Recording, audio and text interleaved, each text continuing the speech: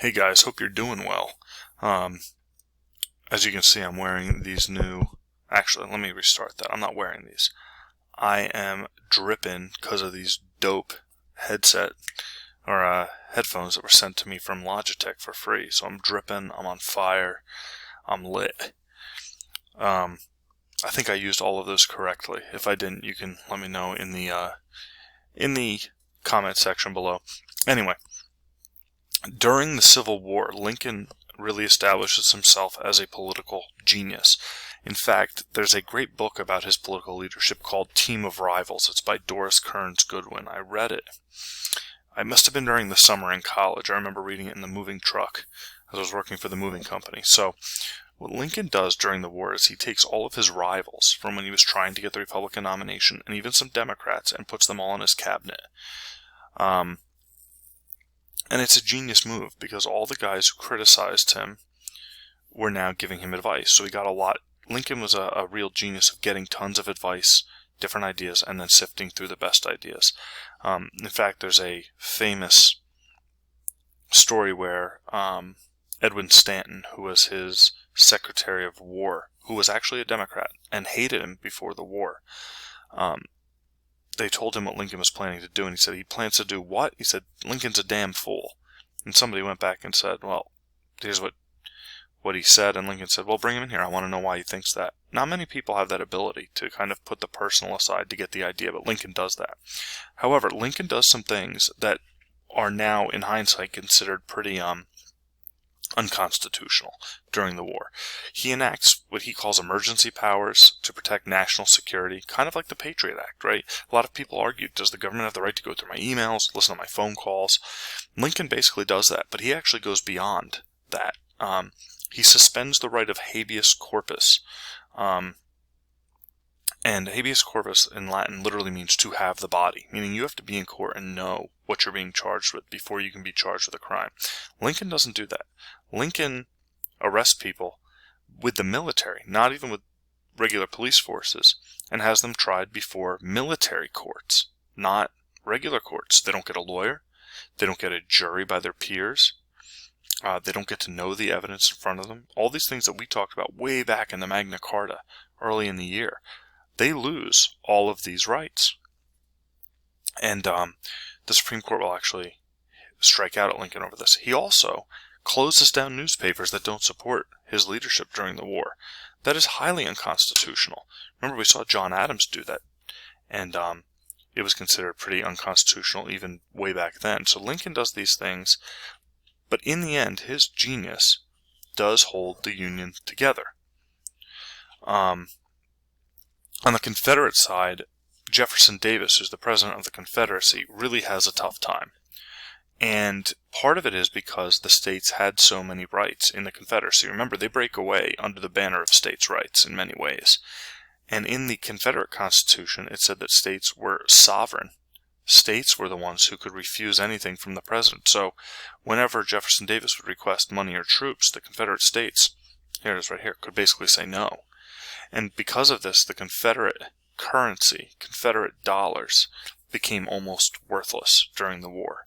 So they had an even harder time buying more goods as the war went on. So Jefferson Davis struggled in many of the areas where Lincoln did not, but Lincoln also had a huge advantage over Jefferson Davis. At the beginning of the war, both sides relied on volunteers, and they got tons of them, especially the South. However, as the war dragged on into its second and third year and it became a real bloodbath, both sides basically ended up using what at the time was called conscription, a draft to supply their armies with troops. Now, Lincoln had a much easier time of doing this than did Jefferson Davis. Remember, the North has a much larger population. It also has tons of immigrants coming literally off the boat and going right into the Union Army, whereas the Confederacy has almost no immigrants, and many of the people who were of fighting age volunteered early in the war. So as the war drags on, they have a real problem resupplying themselves. Alright, if we look here, though, check out this dope animation. Wah. There it is. If you look here, during the war, Confederate troops were largely made up of draftees. Of volunteers. If you look here, draftees were only 120,000 of the 800,000. So in most wars, the volunteers far outweigh the people drafted. Even in Vietnam and World War II, America largely relied on volunteers. If we look here, there were a lot of desertions and there were a lot of deaths in the Confederacy, over 250,000 deaths out of the 800,000. So they lost a very large percentage, most from disease. Right? War still claims more people through disease at this point. The Union, so remember last time we had 800,000, the Union actually has over 2 million people joining, and only 160,000 of them are drafted. Substitutes means that you are a wealthy person, you didn't want to fight, so you could pay a person $500 to fight in your stead. Abraham Lincoln actually had a substitute from Stroudsburg, Pennsylvania. We have the Staples Bridge here in Stroudsburg, named after John Staples, who was Lincoln's replacement. If you look here, the North had many, many more deaths, but they also had many, many more soldiers. Over 250,000, or about 250,000, die of disease, probably more today, and definitely more than 110,000 we think today. All right, there were also draft riots during the war, especially Irish immigrants who did not want to be drafted into a war in which they didn't feel like they had much of a stake. We'll get into this tomorrow. If you look at the timeline of the war, let me move myself, starting in 1861 to 1865, for about 2/3 of the war, most people would have said that the Confederacy was winning. And this was largely because of disagreements in the North between the military and political leaders, and Lincoln's inability to get generals who were half decent, and the fact that Stonewall Jackson and Robert E. Lee were military geniuses. We will look more at this tomorrow. All right, we'll get into the battles tomorrow. I just wanted to go over this habeas corpus piece is really the big thing for today. I am posting an assignment for you on habeas corpus.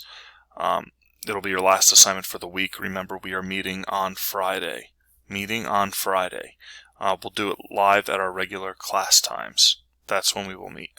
All right, let me know if that doesn't work for anybody. We can try to adjust it, but I think that's when we're going to do it, at a regular class time. So have a good day, everybody. I'll talk to you soon.